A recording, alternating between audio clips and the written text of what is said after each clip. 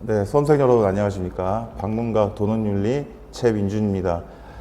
또 지난 주말 잘 보내셨죠?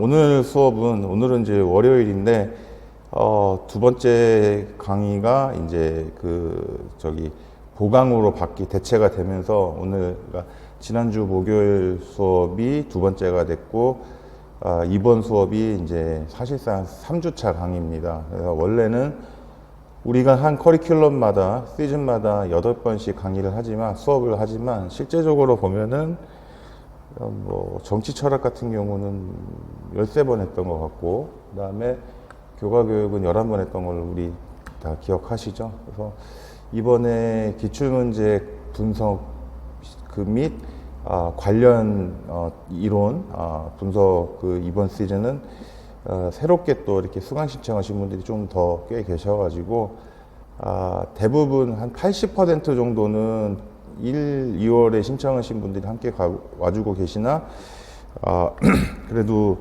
새로 오신 분들이 있기 때문에 오늘 기출문제 분석에 굉장히 중요한 부분을 할 것이고 관련되는 이론이 우리 1, 2월에 했던 부분과도 깊은 연관이 있습니다. 예를 들면은 플라톤의 국가론입니다. 라폴리테이아 기억나실 겁니다. 그리고 저도 교사 생활을 불과 2년 전까지 했었고 그리고 지금도 많은 교사분들과 아직도 돈독한 관계를 유지하고 있기 때문에 많은 의견들을 제가 여쭙고 의견을 나누고 지금 지내고 있는데 수험생분들께서 저에게 개인적인 연락을 주시는 분, 지난주에도 말씀드렸다시피, 뭐 장자 개념이라든지, 뭐 여러 이런 내용들은 제가 항상, 저도, 자문을 구하고, 제가 혹시 놓치는 부분이 있을까 해가지고 많이 의견을 제가 구하고 있으니까, 수험생 여러분들께서 언제든지 질문과 의문이 있으실 때는 연락을 주시기 바랍니다. 그리고 오늘 새벽에도 수험생분께서 제가 뭘 좀 여쭤본 게 있는데 필리페티 김범춘 교수님의 이론 논문 좀 이렇게 보신 적이 있느냐 이렇게 그런 얘기를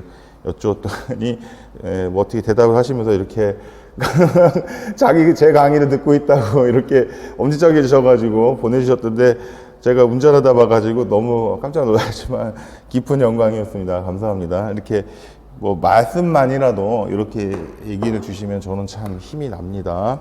그리고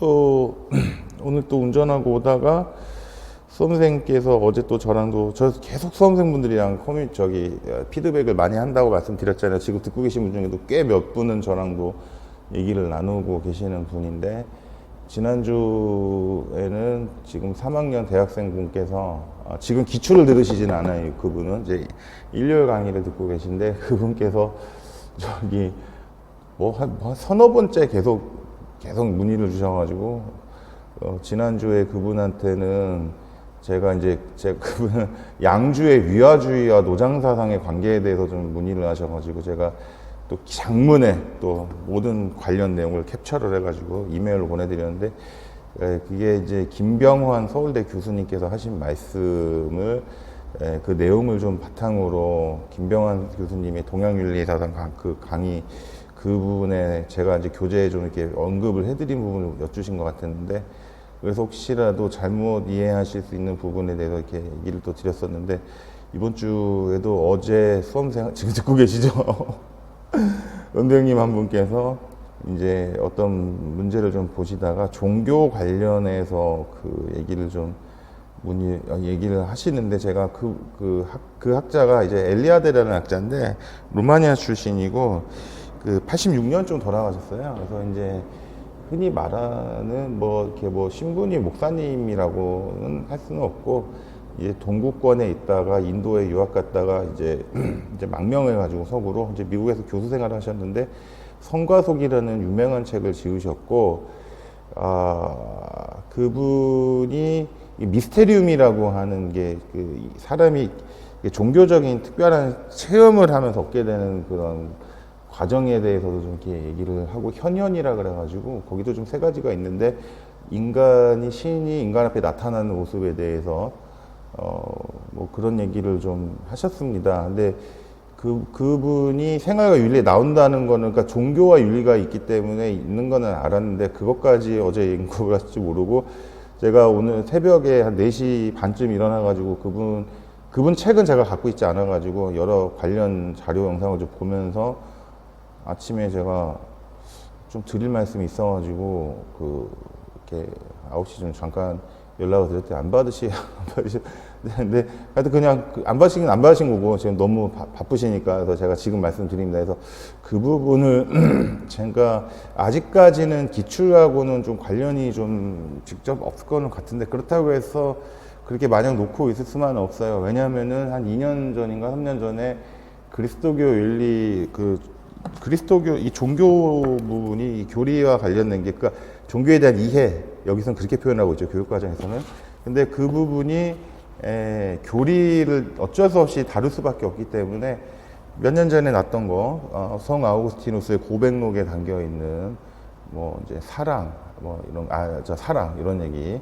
그러니까 신약 성경에도 나오죠. 여기 고전과 윤리는 신약 성경과 쿠란까지도 다루고는 있으니까. 근데 쿠란은 안 나올 것 같다고 제가 얘기를 드렸고, 근데 제가 솔직히 말씀드리면, 그럼에도 불구하고 코란이 혹시라도 날까봐 제가 토요일 날 도서관 가가지고 제 근처 제 옆 도시에 있는 도서관까지 가가지고 코란의 이해라든지 마호메트의 생애, 이 책을 또 빌려봤어요. 한 4권 정도. 그래서 그런 걸 빌려보니까 제 직원분들이 제가 누군지 아시거든요. 하도 책을 많이 빌려가니까. 조금 잠깐 좀 민망하긴 했는데, 아니, 이제 학문적으로 우리가 배울 때는 어느 종교든지 그런 거는 내가 믿는 종교와는 관련 없이 항상 우리가 열린 마음으로 봐야 됩니다. 그리고 방금 말씀드린 엘리아데 같은 경우는 종교를 믿지 않는 분이나 그런 교수님, 학자분들이 비평을 하실 때는 굉장히 날카롭게 비평해요. 그거 당연한 거예요.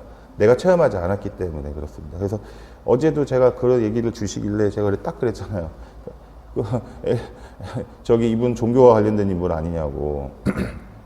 그 도세에는 데이먼이라는 사람도 나오고 뭐 그런 얘기도 좀 했는데, 그 엘리아데 같은 경우는 이제 우리 정창훈 교수님 책에도 그런 얘기들이 나오지만은, 이제 신성의 윤리에서 디비너티라는 개념에 대해서 제가 말씀드렸죠. 아마 그쪽과 관련해서 난 게 보신 게 아니냐 때 맞다고 하셨잖아요. 그래서 좀 관련이 있으면 저도 좀 생각을 해보고, 그 모의고사 부분에 있어서 좀 제가 좀 실제를 좀 꼭 엘리아데는 아닐 수는 있지만 좀 해드리도록 노력하겠습니다. 저와 함께 수업을 6개월간 해보신 분들은 너무나 잘 아시지만, 제가 되게 독특한 인물이죠. 뭐 잘나고 못나냐고를 떠나가지고, 제가 의외로 종교 같은 데도 관심 많잖아요. 그래서 제가 뭐 가톨릭 신자기 때문에 뭐 그거는 당연한 것이고, 그리스도교 쪽은 어렸을 때도 개신교 다녔으니까, 그 다음에 불교 윤리도 굉장히 자세하게 해드렸지 않습니까? 특히 뭐 아르야식이라든지 이런 거, 유식불교. 그렇기 때문에 걱정하지 않으셔도 됩니다. 그래서 고전과 윤리에 보면 수신결도 나오고 그러기 때문에 금강경이라든가, 수신결은 진울 선생이고, 금강경은 이제 우리 대한불교 조계종, 정통불교라 그러죠. 흔히 말하는 선종, 조계종의 정경입니다. 정경, 주요 경전. 그래가지고 금강경이 어떻게 유래했는지는 제가 동양윤리 시간에 말씀드렸죠. 원래 금강이라는 게 산스크리트어로 벼락이라고 할 때, 벼락 맞듯이 팍 깨우친다는 뜻에서 이제 비롯됐다, 뭐 이런 뜻이었고, 그 다음에 제가 오늘 우리가 나눌 얘기들이 많습니다. 오늘도 제가 한 8문제, 그러니까 서양윤리부터 해가지고 2주, 정치사상 한 2주, 정치사상 끄다 동양윤리 하다 보면은, 교과교육은 지난주까지 해가지고 9문제 다 풀어드렸고, 관련 이론 다 얘기해드렸고, 그런데 제가 오늘 서양윤리부터 이제 플라톤하고 공리주의, 칸트 이렇게 나갈까 하다가, 책이 이렇게 쌓였어요. 이렇게 집에. 막 방이 하나, 제 개인 연구실이 꽉 찼는데, 그러다 보니까는 A형 5번부터 이렇게 보는데, 이것도 그냥 넘어가기가 좀 하더라고요. 노직의 이제 무정부, 그 다음에 국가, 유토피아, 이 아나키즘 얘기 나오죠. 이 얘기도 좀 오늘 제가 해드릴 겁니다. 자세하게. 국가가 어떻게 생겼는지 로버트 노직 박사의 시각으로 이제 얘기한 건데, 제가 노직 박사님과 그 다음에 왈저 선생님은 자세하게 얘기 드린 적 있죠. 정치 시간에. 자세하게. 유튜브에도 올라와 있더라고요.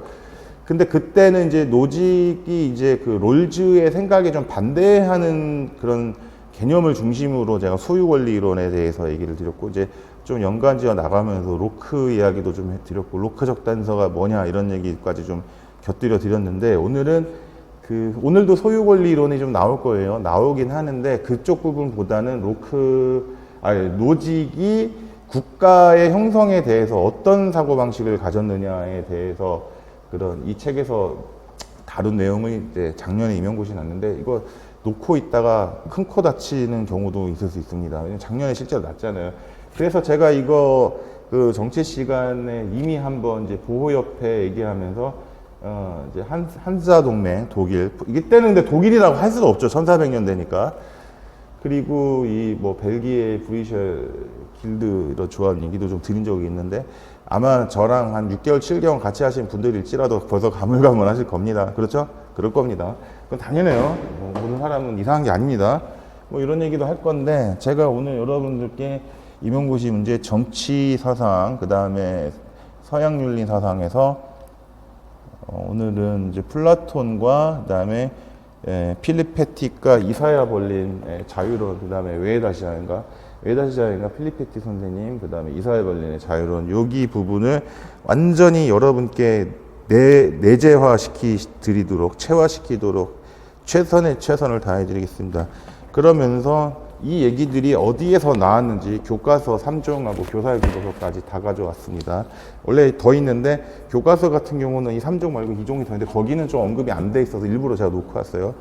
그리고 이제 고전율 이따가 플라톤의 국가 얘기하면서 얘기를 좀 해드릴 거고, 임용고시 시험 문제에 이런 시마스, 제가 특정 출판사 홍보하는 거 아니죠. 제 돈 주고 샀다 그랬죠.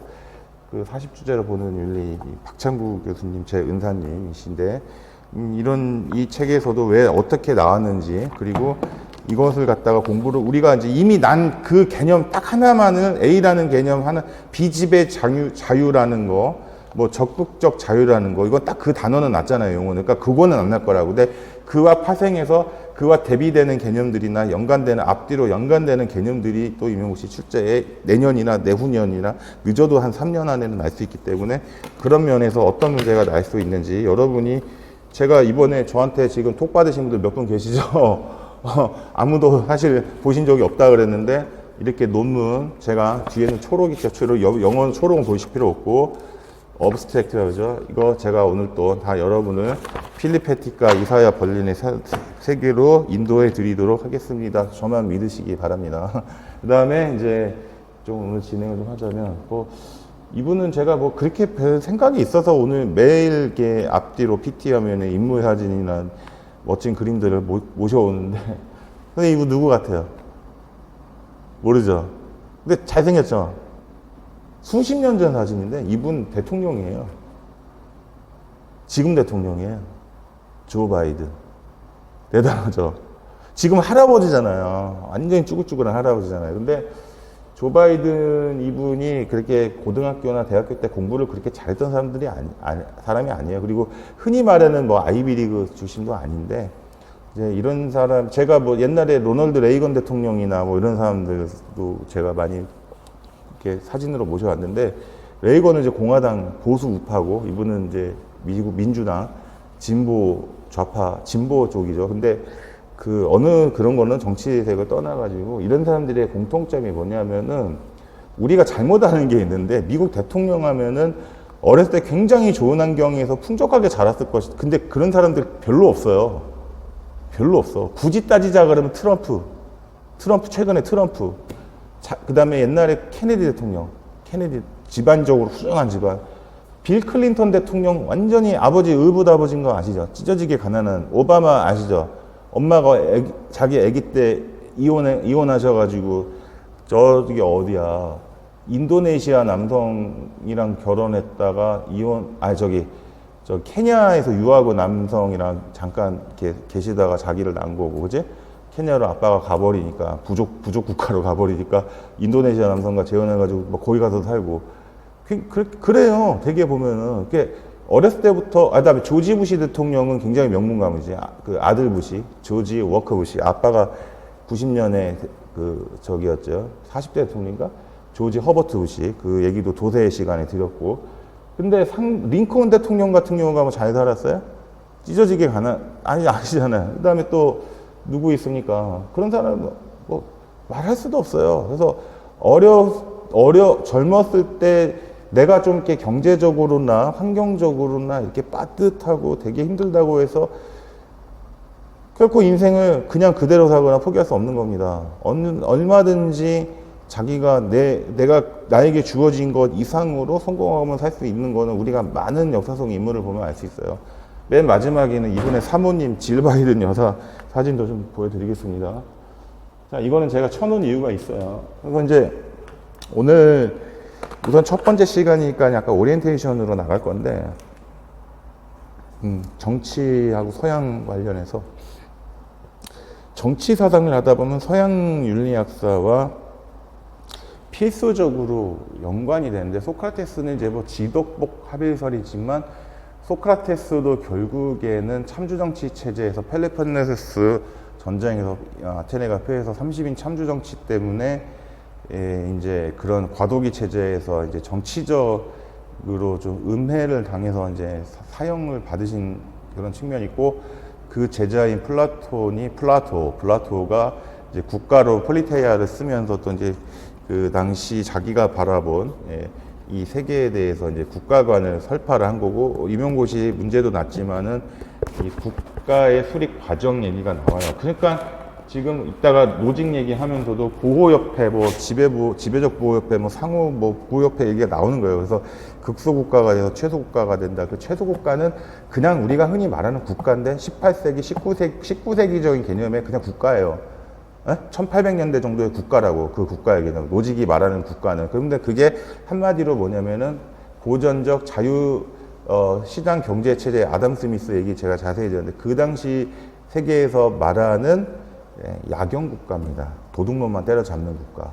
그게 쭉 이어지다가 1920년대 세계 경제 대공, 제가 자세하게 말씀드렸죠, 정치 시간에.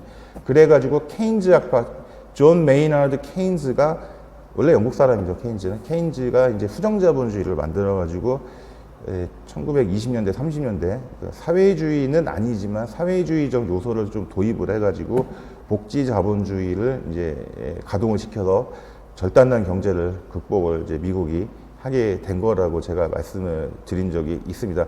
그러다 보니까는 1950년대, 60년대까지는 잘 나가다가 70년대, 80년대부터 미국과 영국을 중심으로 복지병이 걸려가지고 이제 그 수정자본주의가 제 역할을 하지 못해요. 그러니까 큰 정부가 돼. 정부가 국민의 개개인의 생활이라든지 어떤 사회에 있는 모든 각계 요소에 정부가 일일이 간섭을 해요. 지금 우리나라처럼 뭐 하지 마라, 뭐 하지 마라 맨날 그러죠. 뭐 하면 안 된다, 뭐 하면 안 된다. 그러니까는 그 다음에 이제 영국이나 미국 같은 경우 노조가 굉장히 이제 힘이 세지는 바람에 1980년대 정도 되면은 미국과 영국의 경제가 와장창 무너져요. 그래서 미국의 자동차 산업이 우르르 무너져. 디트로이트 시티가 완전 붕괴가 돼가지고, 영화 중에 로보캅이라는 영화 알죠? 경찰관이 이렇게 로보캅 되는 게, 그 무대가 그 미국의 디트로이트 시티인데, 그때가 87년인가 나온 영화인데 그 실제 현실을 반영한 거예요. 그때 미국이 노조 때문만은 아닌데 이제 여러 요인들 중에 강성노조 때문에 미국이 이제 그런 자동차 산업이 그 생산성이 떨어지고 생산 단가가 높아지다 보니까는 당시 일본의 도요타라 혼다 뭐 그다음에 스바루 뭐 이런 거 있죠. 다이하츠, 마츠다 이런 자동차 회사들이 스즈키 막 커가지고 전 세계를 그냥 휩쓸어 버린 거예요. 80년대 일본이. 예? 그리고 영국이 어떻게 된 줄 아세요? 그러니까 이제 탄광노조 이런 데서 이제 파업을 너무 심하게 해가지고 영국 경제가 무너져서 그때부터 영국이 휘청거려요. 그래가지고 마가릿 태처 여사가 얘기 드렸잖아요. 사진까지 잘 보여줬죠. 태처 여사가 어렸을 때 대학생 때 감명 깊게 읽었던 누굽니까? 신자유주의의 거장인 밀턴 프리드만이랑 프리드리 하이에크가 있는데, 제가 뭐 정치 얘기까지는 할 건 아니지만 프리드만은 이 사람은 굉장히 자유를 극단적으로 내세운 사람인데, 사진도 제가 전에 보여줬죠. 이번에 윤석열 대통령이 출범하면서 자유 얘기를 계속 하잖아요. 그러니까 그걸 보다 보면은 이 사람이 지금 대통령이 아마 밀턴 프리드만의 영향을 많이 받은 것이다. 저도 그렇게 생각하거든요. 추측을 하는 사람들이 좀 있고, 그 다음에 이 사람 벌써 74년인가 노벨 경제학상 받았다고 제가 84년인가 이 얘기를 드렸는데, 이 하이에크의 신자유주의, 정부가 적극적으로 개입하는 거 더 이상 하지 마. 정부는 그냥 국민들이 그냥 자유롭게 활동하는 거를 경제생활 하게 냅둬. 그러면서 다시 아담 스미스와 로크 시대로 돌아가려고 하는 듯한, 어떻게 보면 더 좀, 개인의 자유, 그러니까 개인의 자유가 아니라 신자유주의로 가면은 조금, 제가 좀 비판적으로 말씀드리자면 자본과 대기업을 조금 옹호하는 듯한 좀 그런 측면을 인정할 건 인정해야 됩니다. 신자유주의를 좀 옹호하는 듯한 그런 분위기로 이제 흘러가는데, 마가렛 대처가 하이에크를 되게 신봉했죠. 그래가지고 영국의 복지병을 이제 누그러뜨리고 다시 대영 제국이 좀 부활하는 90년대, 2000년대 이후로 이제 계기가 되는데, 사실은 정확하게 말씀드리자면 87년? 그때 미국의 프라자 호텔에서 프라자합이라고 로널드 레이건이랑 대처가 배트맨과 로빈이잖아요, 미국이. 독일이랑 일본이랑 독일이 세계 2위, 3위 경제대국이 되니까는 도저히 안 되겠어. 영국은 이미 이제 밀려났고 나가리가 됐고, 그러니까는 프라자합이라서 재무부 장관을 불러가지고 니네들 마르크와 같이 하고 엔화 같이 올려, 그래서 말 안 들으면 알지, 그래가지고 형식은 G7이라는 세계 경제선진 7선진국 했지만 실질적으로는 미국이나 영국이 주도해서 반협박한 거죠. 그래가지고 90년대 87년쯤이에요, 그게.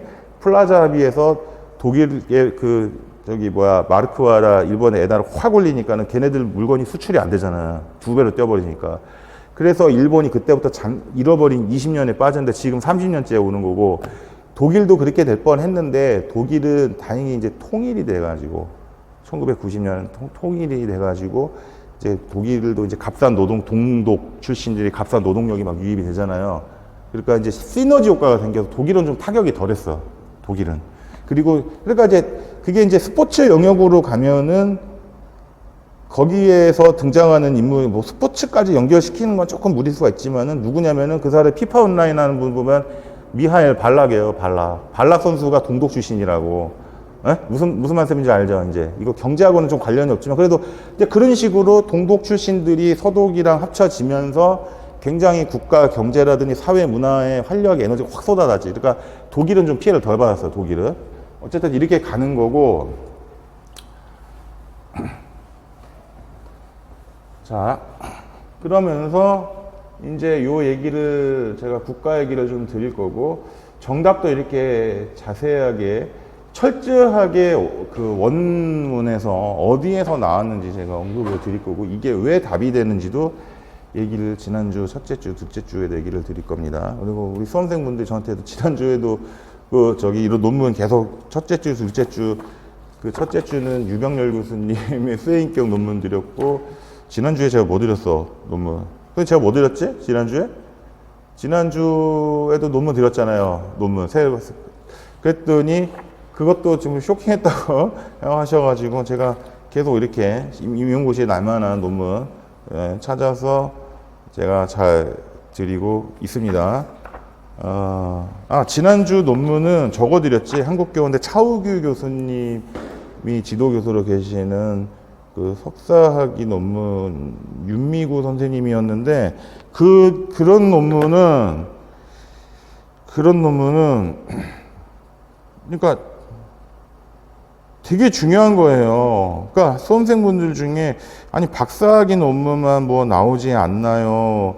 뭐 이런 얘기를 좀 하시기도 하는데, 꼭 그렇지도 않다고 제가 좀 말씀을 드렸죠. 잠깐만 있어봐. 제가 윤미고 선생님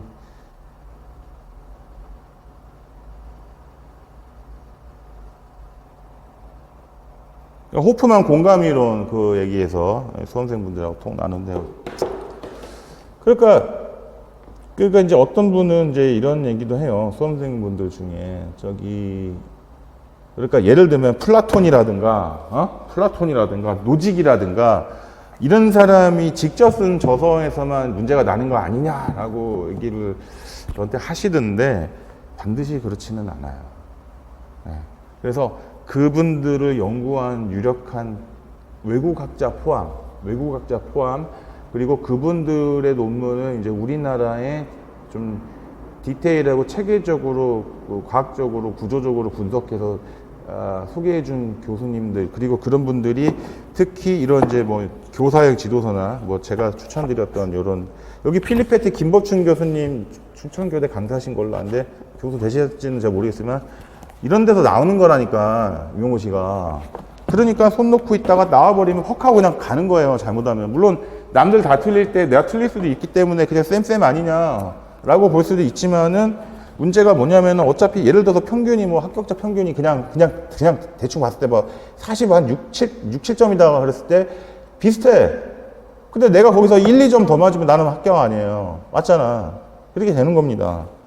그래서 이제 이런 얘기도 좀 해드릴 거고, 그래서 출처가 정확히 어디서 났는지, 이 책이 어디서 났는지 이렇게 얘기를 해드릴 거고, 극소국가 출처는 또 어느 부분에서 났는지, 그리고 그 답은 뭔지, 이게 제가 볼릭 처리해가지고 다 얘기를 드리고, 그렇게 해서 극소국가가 왜 답이 되고 그 특징이 뭔지 이런 식으로 해가지고 얘기를 쭉 드릴 건데 요거 때문에 건데 자 이게 이 지배협회가 일정한 지역 내에서 극소국가가 되는 것이다.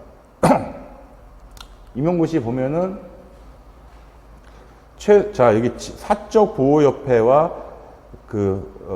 최소국가 사이의 중간적 사회 조직을 적어도 하나는 상상할 수가 있는데 우리는 그 중간 조직을 극소국가라 부르겠다. 요 얘기하는 거.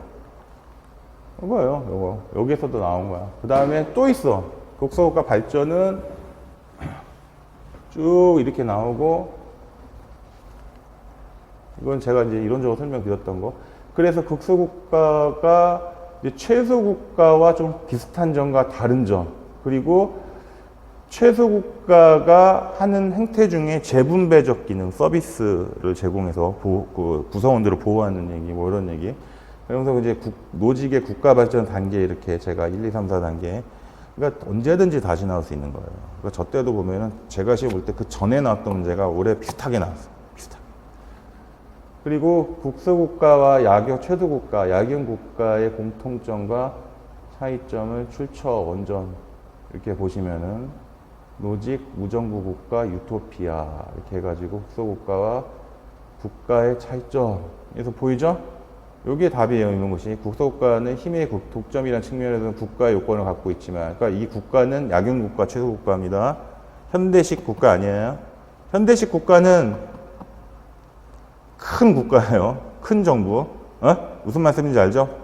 복지자본주의. 자, 자신의 관할 내에 있는 독립인들에 대한 보호 서비스를 제공하지 않고 있다. 이건 차이점이죠. 이게 답입니다.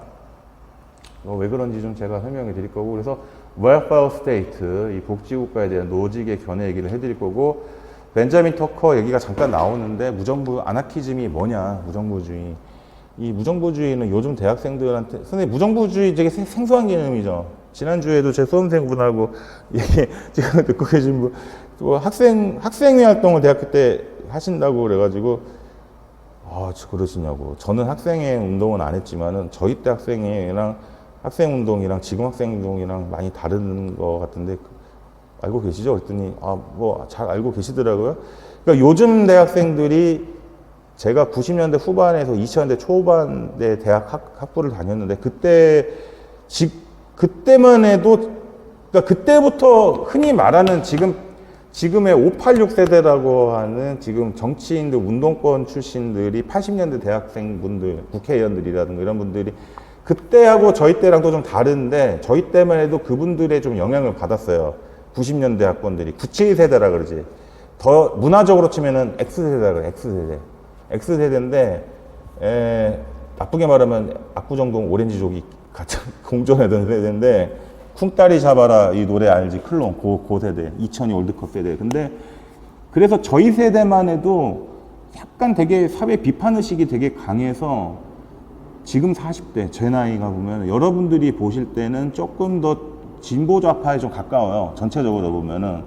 근데 요즘에 20대 2030 초중반까지는 개인의 자유와 권리를 상당히 그 추구를 하는 레딧비잖아. 원래 자유방임주의가 레딧비잖아. 불어로 레세페어라고 제가 얘기를 했어요. 그렇기 때문에 요즘 젊은 세대는 약간 보수까지라기보다는 우파적인 사고방식을 갖고 있어. 본인들이 인정을 하든 안 하든. 유튜브 같은 거 보면 내가 능력이 되는 만큼 많이 벌고 성공하는 건 맞잖아요. 어? 거기다가 내가 거기다 100억을 벌었는데 세금을 48% 떼가봐. 주겠어? 그거 되게 싫어하지. 그렇기 때문에 지금 젊은 세대는 약간 보수 우파적인 생각이 좀 다 그런 건 아닌데 그런 생각이 좀 많아요. 그래서 옛날에 지금 20대들이 40, 50 세대가 얘기하는 그런 정치적인 개념이나 분배 정의 이런 얘기 하는 걸 보면 공감을 못 해요. 여러분들은. 그러니까 저도 저보다 1, 20년 많은 윗세대 보면은 70년대 막 반독재 운동 투쟁하고 80년대 반 군사독재 정부 뭐 전두환 뭐 물러나라 이런 분들을 보면은 저도 이해를 못 해. 예. 그분들은. 자. 근데 무정부주의 얘기를 좀 할 거고, 근데 이제 이건 유나바 이름이 본보잖아, 본보. 실제로 미 연방정부 주요 건물 폭탄 테러를 했던 사람이고 잡혔어요. 재판 받아서 처벌됐는데 천재입니다. 영화로도 나왔어요. 주인공은 샘 워싱턴으로 나오는데 IQ가 160이었대요. 와, 160이면 어느 정도인지 알아요? 그러니까 전 세계적인 천재 있죠. 전 세계에서 탑급 천재는 보통 190대예요. 몇 명 없어. 몇 명보단 더 많지. 전세 60억이 넘으니까. 근데 그 멘사 회원에 들어가려면은, 멘사는 아실 겁니다. 멘사 회원에 들어가려면 보통 153, 4 넘으면 시험 볼 수 있어. 156 정도로 제가 아는데 160이면 얼마나 대단한 거냐면은, 제 IQ를 제가 감히 말씀드릴 수는 없는데 평균보다는 높죠, 저도. 근데 일반인을 기준으로 딱 IQ는 이게 이제 그 IQ 테스트라 그러거든. 웩슬러 지능 검사인데 보통 100을 기준으로 하는 거예요, 원래. 한국이 전 세계에서 3, 4번째입니다. 싱가포르, 홍콩, 뭐 대만, 한국 이런 식이에요. 근데 핀란드. 한국이 넘버 3, 4 안에 들어, 우리나라가. 근데 이 보통 100을 기준으로 하는데 일반인 수준에서 IQ가 이 정상 분포 곡선인데 140만 되면은 보통 이 사람은 평범한 사람이랑 달라져. 보통 140만. 근데 이게 꼭 학교 교육에서 천재라고는 할 수가 없어요. 이 얘기 굳이 자세하게는 안 드리겠는데, 근데 얘는 160 이 정도면 무슨 일이 발생하냐면 교과서 같은 거 읽으면 재미가 없어. 이미 다 아는 거고. 이런 사람들은 3개월이면은 고등학교 1학년, 2학년 교과서 싹 떼어버려요. 그냥 17살에 고1 자퇴하고 17살에 시험 보면 대학 가는 사람들이, 이런 사람들. 그러니까 이게 아주 발전하면은 아이작 뉴턴이나 알버트 아인슈타인 같은 사람이 돼. 지난주에 오펜하이머 박사 제가 소개해드렸잖아. 이런 사람들은 우리는 이렇게 풍경을 보면은 그냥 사람 지나고 차 지나고 낙엽 떨어지고 비 오는 걸 보는데, 이런 사람들은 뭐가 생각나냐면 저 안에 보이지 않는 뭐 2분의 1 mv 제곱, f는 ma, e는 mc의 제곱, 이런 거를 생각을 해내는 사람들. 근데 이게 나쁜 쪽으로 발달을 해. 그러니까는 이런 사람들이 폭탄 테러를 하고 무정부주의에 빠져버리니까 어떤 도덕이라든지 철학적인 관념이 없어져 버리니까, 머리만 좋아버리니까 이런 행동, 이런 짓을 벌인 거죠. 그래서 노직의 국가 간 얘기를 좀 오늘 할 거고, 미니멀 스테이트 뭐 이런 얘기 좀 할 거고, 그 다음에 노직은 개인의 자유와 재산에 대한 권리를 절대된다. 이게 이제 존 스튜어트 밀의 자유론까지도 이어지고, 제가 정치 시간에 자세히 해드렸던 아담 스미스 이론인데, 아담 스미스는 얘기 드렸죠. 사실은 우리가 이제 국보론의 저자로 알고 있고, 보이지 않는 히든 핸드, 인비저블 핸드, 서플라이 앤드 디맨드 곡선 이런 거의 창시자를 알고 있는데, 사실은 아담 스미스는 도덕감정론이라는 책을 써서 그쪽에서 영국에서 되게 유명했고, 자기 무덤에도 실제로 나는 이제 묘비에다가 도덕감정론의 저자로 좀 써달라 이렇게 하실 정도였습니다, 사실은.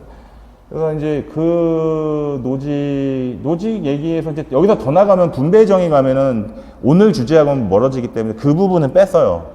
그 부분은 이제 왈저랑 이제 세트로 가시는데 저기랑 존 롤즈 박사를 이제 반대하면서 여기까지만 제가 건드렸어요. 여기까지만. 오늘 다룰 내용만 해도 너무 많아가지고 소유 권리론, 소유물에서의 정의. 그래서 제가 뭐 그 정규 수업 시간에는 말씀드렸잖아요. 현행법적인 문제들 우리가 지갑 같은 거 은행이나 뭐 식당에서 버려진 거 한번 가져갔다가는 이제 점유물 이탈 횡령죄 같은 거 된다 뭐 이런 얘기 뭐 제가 해드렸고 제가 그때 그거 어떻게 잘하냐면은 사실은 로스쿨 가려고 그랬어요. 로스쿨. 그다가 여기 자기가 여기 잡혀가지고 여기 오게 된 거예요.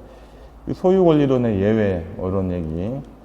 그다음에 이제 현대사상가의 주장이 6번 문제, A형 6번 문제인데 이게 뭐냐면은 이게 공화주의 전통 그러니까 이게 수험생분들이 다 잘하시는 분도 많으시고 작년에 보신 분들도 계시는데 이 공화주의적 전통이라 그러니까 이런 게 이거는 문제에서의 키워드 이제 임용구 씨 답안에서의 키워드는 우리가 써야 되는 거고 문제의 키워드 이게 문제의 키워드 공화주의적 전통이 뭐냐 이걸 모르니까 이게 답은 이제 뭐 비지배 자유와 적극적 자유인데 이게 비지배 자유와 적극적 자유가 나오면은 이제 비지배 자유는 이제 필리페티 선생님이 나오고 그 전에 이제 사실은 이제 이사야 벌린이라는 여기서도 소극적 자유와 적극적 자유가 챕터 2인가에서 339쪽부터 나오는데 사실은 이분 얘기하기 전에 토마스 힐 그린이라는 분이 또 얘기를 했었어 자유에 대해서. 근데 그 얘기가 교사인 지도서에 몇 개 나와. 제가 정규 수업 시간에 토마스 힐 그린 얘기 잠깐 드린 적이 있어. 책도 보여드리는데 그게 중요하지 않다고는 했지만은 오늘 좀 다시 보니까는 그린에 대해서도 좀 얘기를 해드려야 될 것 같아서 가져왔는데 문제는 뭐냐면은 답도 제가 다 가져왔고 이건 김범춘 교수님이 쓰신 신공화주의 정치 철학에서 자유의 문제 정확하게 나와 있어요. 여기에도 언급이 돼 있어. 이거는 제가 작년에 전략학교 설명회 때 크리스마스 이브 때 보여드린 데도 좀 있는데 그런데 이제 단순히 요거는 이미 났기 때문에 요거는 다시는 똑같은 거는 묻질 않는단 말이야 이게. 그러면 이제 이게 왜 출처가 어디서 났고 지금 이거는 이제 이 교재에는 선생님 이거 잘 안 보이죠? 그러니까 이거 안 보이지, 그렇지? 근데 이게 교재에 있으니까 이게 이렇게 있는데 지금 신공화주의에서의 비지배 자유와 자유론인가? 근데 이게 비지배로서의 자유 이런 개념은 교과서에 이미 나오는 것 여러분들 잘 아실 거예요. 여기 보시면은 비상교과서 류재한 교수님부터 여기 류재한 교수님 은사님이시죠. 배병재 선생님 제 친구라고 했잖아. 대학교 동창 동아리. 지금 여기 보면은 180쪽에 비지배로서의 자유 나오잖아요. 여기 나오고 그다음에 시마스 박창구 교수님 이것도 제 은사님이시잖아. 여기도 나오잖아. 시마스에서도 어디 나오나?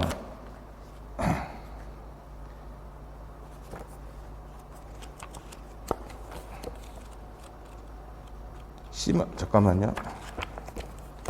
여기도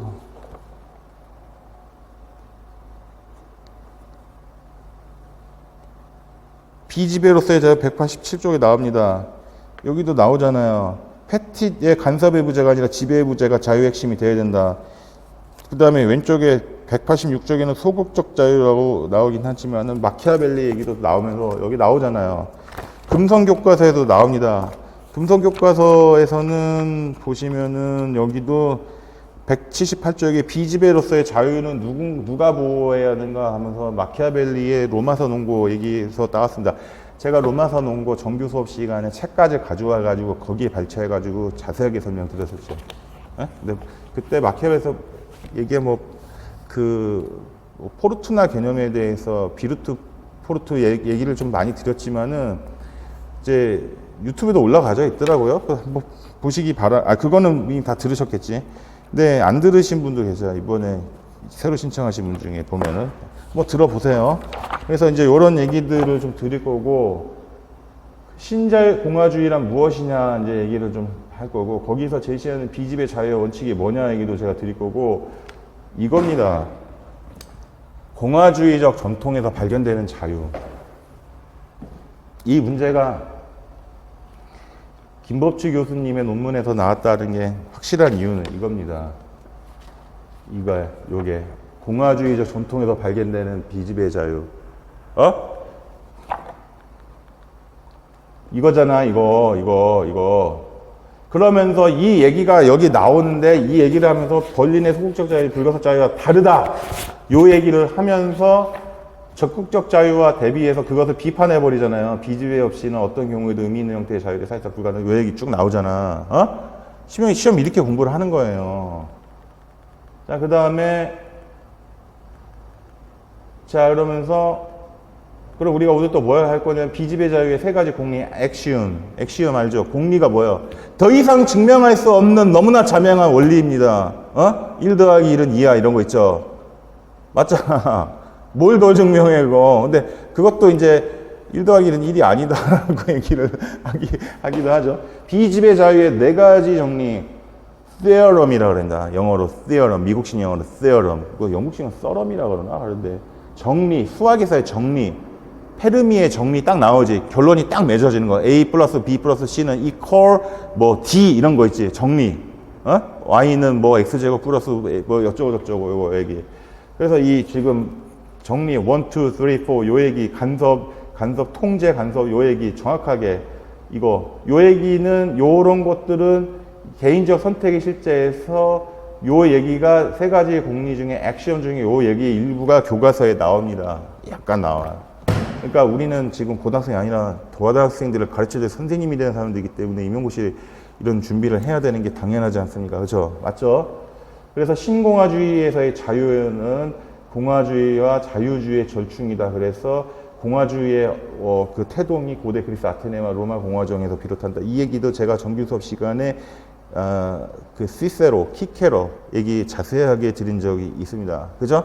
키케로. 그러다가 묻혀 있다가 12세기부터 이제 이탈리아에서 마르실리우스 때부터 다시 이제 꺼내기 시작해가지고 그 전에는 로마 제국이 멸망을 하잖아. 로마가 AD 50년에서 예수님 태어나기 전 사이에 저기가 그 아우구스티누스가 프린캡스가 되면서 로마 공화정이 없어지잖아요. 시저 얘기도 자세하게 들었잖아 제가.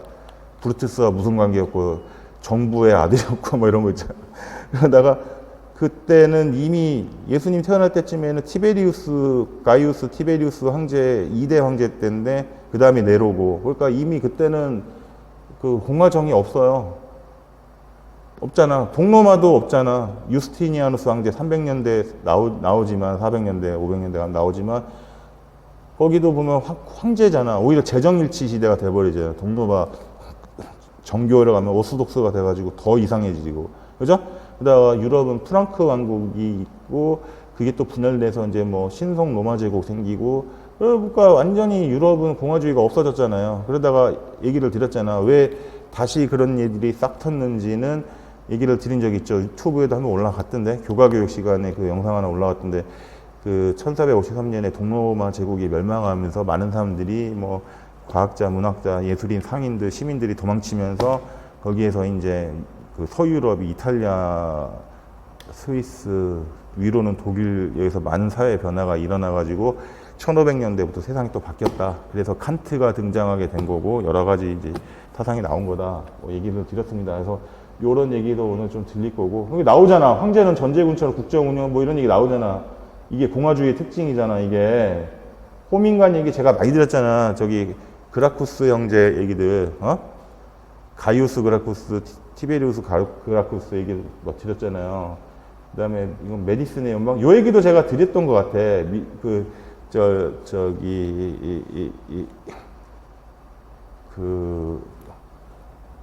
누구 얘기지? 미국의 민주주의에 대해서 얘기를 하면서 그 프랑스 그 혁명에 의해 가지고 알렉시스 토크빌 얘기하면서 이 지금 메디슨주의 얘기를 제가 드린 적이 있습니다. 요 얘기 메디슨주의. 미국의 대통령이 이름이 들어간 이런 무슨 이즘 무슨 주의 이거는 몇 명이 안 돼요. 3명 정도밖에 안 돼. 예를 들면 뭐 레이고노믹스 이런 거 있지. 자, 그 다음에 잭슨주의 뭐 이런 거. 그다음에 이제 뭐 루소 벤담으로 이어지고 뭐 얘기. 루소 얘기는 제가 프랑스어 교육과도 했기 때문에 그 얘기 자세하게 드린 적이 있죠. 에밀이랑 이 얘기. 그다음에 몽테스키에는 오늘 좀 뺐습니다.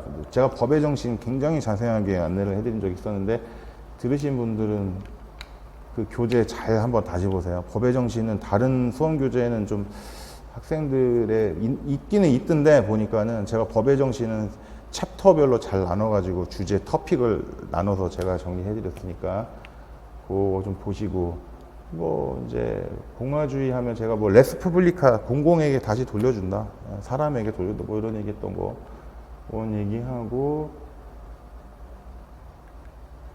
그다음에 패티트의 자유의 개념과 벌린의 자유의 개념을 비교한 거.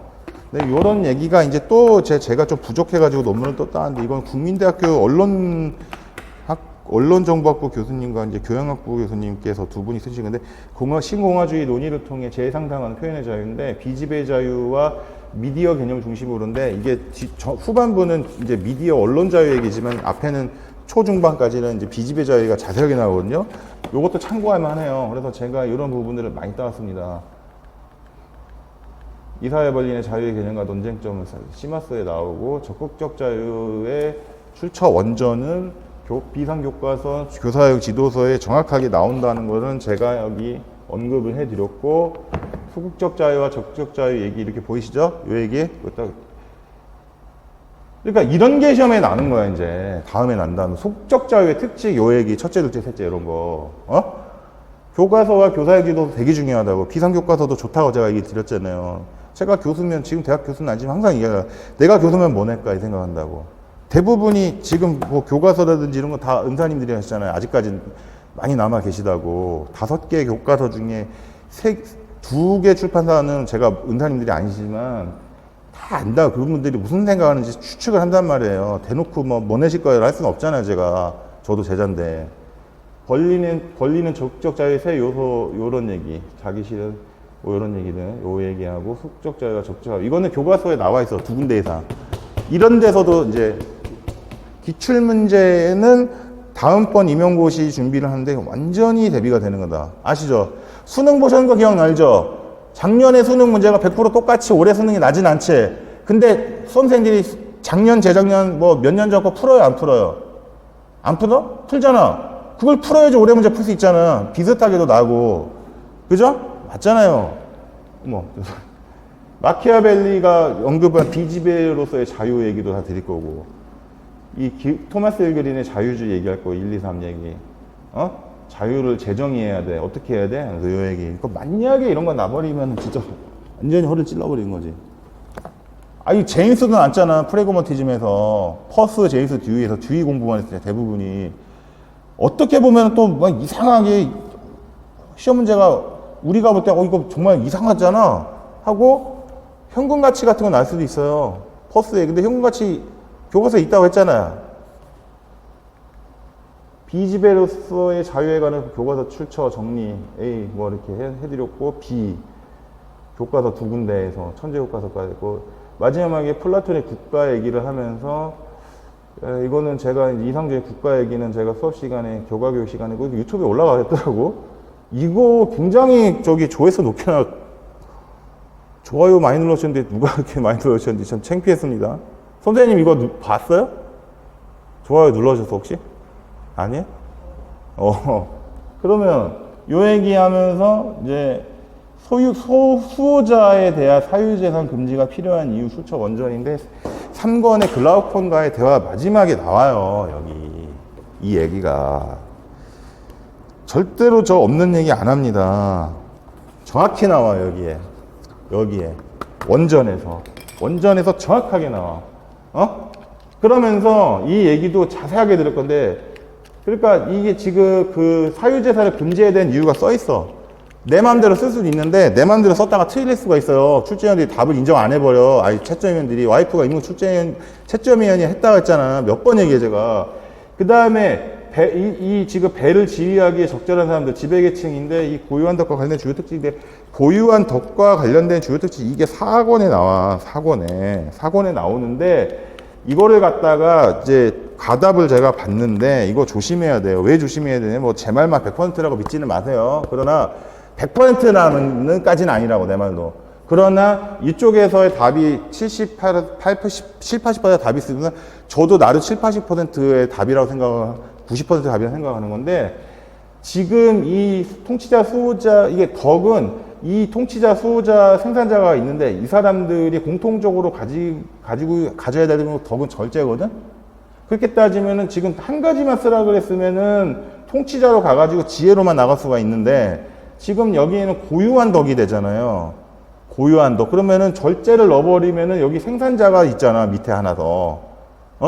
사주덕 중에 이게 다 조화가 이러면은 정이라는 덕이 생기고. 그러니까 지금 같은 경우는 통치자 수호자를 이제 지배계층으로 묶어가지고 지혜와 용기, 고유한 덕을 이렇게 해가지고 두 가지를 쓸 수가 있는 거예요. 아시죠? 그 다음에 여기 출처 원전 나왔죠? 플라톤의 국가. 여기 정확하게 나온다니까. 정확하게. 그 다음에 국가에서 말하는 나라 수립 발전의 단계도 정확하게 나와. 국가 2권에 보면은. 여기는 호사스러운 나라가 돼지들의 나라라고 표현되어 있어. 여기도 나와. City of Pigs라고 나온다고. 가디언 얘기도 나와. 수호자지. 정의로운 국가 얘기는 제가 고전과 윤리와 교과서, 미래인 등 여러 가지 교과서에서 나온 거 다 제가 1월 달에 두 번째 주인가에 교과서에 나온 거 저기 복습 자료로 다 제가 했던 거 다시 따왔습니다. 이번 처음 듣는 분들이 꽤 계시기 때문에 정의로운 국가에서 올바름이란 무엇인가? 이런 얘기들. 선한 거짓말, 고상한 거짓말, 이 얘기도 나오지. 오늘은 기계세의 반지는 뺐어요. 국가로 2권인가에서 바로 나와. 1권은 플레마르코스랑 얘기를 하다가, 그 아버지가 누구야? 그 방패 파는 아저씨. 1권에. 케팔로스. 그 다음에 그 둘이 얘기하다가 갑자기 이제 또 트라시마코스가 얘기 나오는 거 얘기했죠. 정의랑 강제 얘기다. 그거를 뭉개버리고 하는 게 소크라테스와의 대화에서 플라톤 국가 일부에 나온 얘기인데 트라시마코스가 사실 도망가. 케팔로스도 도망가고. 그러면서 이제 2권, 3권부터는 막 글라우콘이라든지 제자들이 막 와가지고 얘기 들어주고 막 그런 얘기 나오죠. 이거는 사기치는 거라 그랬지? 좋게 말하면 선한 거짓말이고 나쁘게 말하면 거짓말 하는 거지. 그 다음에 이제 그 사람들을 금운동에 비유를 해가지고 계층별로. 금수저, 흑수저, 동수저 해야 되나? 정의로운 국가, 정의로운 그 사람의 조건 얘기하면서 정의로운 사람이 무엇이고, 뭐, 요 얘기. 그 다음에 여기 쭉 이렇게 볼릭 처리한 내용들. 개인을 용기 있게 하는 부류와 방식으로 똑같은 뭐 국가 또한 용기 있는 국가가 되었으면 쭉 이런 얘기. 국가와 마찬가지로 개인의 경우에도 자신 안에 있는 각 부분들이 제 일을 하게 되면 그런 사람들을 올바르게 되니까 그러니까 사람에 대해서 어떤 사람이 정의로운 사람이고 올바른 사람인지 알라 그러면은 일단 좀 더 큰 단위로 국가 단위로 봐야 된다. 그러면 그 사람이 그 안에서 무슨 일을 하고 무슨 역할을 하는가 그걸 보면 알 수 있다. 이런 얘기를 하는 거 그런 내용의 핵심이란 뜻이고 영혼의 올바른 상태는 고전과 윤리에서도 나오는 이 부분이고 자 고전과 윤리 그 다음에 이상적인 국가의 조건 A, B 계속 나옵니다. 이렇게 반복이 되는 거는 뭐다 여러분? 시험에 나는 거다. 이 책은 고등학교 애들도 봅니다. 3학년에 자사고나 특목고 애들. 여러분 중에도 보신 분이 있을 수 있겠네. 여러분 중에도. 여러분이 학생 때. 정의에 대한 소크라테스의 논증 얘기 쭉 나오면서 임용고시 이번에 작년에 나왔던 문제 중에 배에서 그 선원들 우두머리 얘기 이런 얘기. 그래서 요 얘기를 이제 오늘 한 대여섯 시까지 이거 자세하게 내용적으로 깊게 파고 나가겠습니다. 그래서 첫째 시간 오리엔테이션 이 정도로 하고 이분 누구세요? 아까 처음에 보여드렸던 젊은 시절에 조 바이든 대통령님의 사모님이신 질 바이든 여사십니다. 근데 바이든 대통령이 사실은 정신적으로도 대단한 사람이에요. 제가 개인적으로 좋아하지 않아요, 그 사람. 그러나 이분 별명이 늙은 여우야, 늙은 여우. 우리나라 오자마자 반도체 공장 가잖아. 하는 거 봐요. 철저히 자국 국익을 위해서 행동하잖아. 근데 얼마 전에 우크라이나 방문하셔가지고 뭐 그런 것도 하셨죠. 우크라이나 영부인하고 포옹하면서 이 질 바이든 여사는 두 번째 부인이세요. 조 바이든 대통령이 첫 번째 사모님과 아이가 한 살 때인가 교통사고로 가족이 돌아가셔요. 보통 사람 같으면은 가족이 선생님 결혼해가지고 내 배우자랑 내 아이가 1년 만에 사망하면 어떻게 될 것 같아, 사람? 미쳐버리죠. 진짜 한 10년, 농담이 아니고 한 7, 8년, 5, 6년 이상 갑니다. 그거를 극복하고 대통령 됐어요. 대단한 거잖아요. 그러니까 우리는 뭘 못하겠습니까? 똑같은 사람인데 잘하실 수 있습니다. 그래서 제가 항상 여러분과 말씀드렸다시피 함께하고 능력이 되는 만큼 되는 것 한해서 최선을 다해서 도움 드리겠습니다. 좀 쉬었다가 다시 뵙겠습니다.